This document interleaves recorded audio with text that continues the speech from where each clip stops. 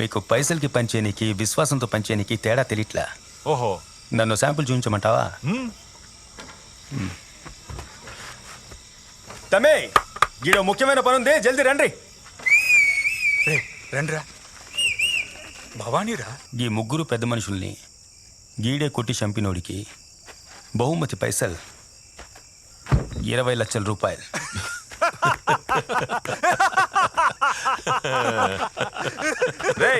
యాడికొచ్చి ఏం మాట్లాడుతున్నావు?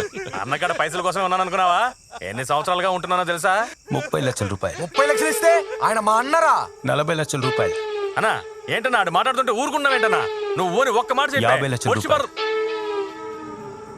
ఏంట్రా పెంచుకుంటూ పోతున్నావు? 60 లక్షల రూపాయలు. పొడితే రాగాడిని. నువ్వు జరుండే, అన్నేదో చెప్తున్నాడుగా. 70 లక్షల రూపాయలు. ఉండనా అన్నా, నేను గేటు దగ్గర పోయి ఎవడూ రాకుండా చూసుకుంటా అన్నా. 80 లక్షల రూపాయలు. 80 లక్షలా? రే జరగరా. ఇప్పుడు ఈ 80 లక్షలకి లాక్ చేద్దామా? అలాగే అన్నా. ఇది ఫిక్స్. 80 లక్షలు సమంగా పంచుకుని వీళ్ళ సంగతి ఏంటో మేము చూసుకుంటామన్నా.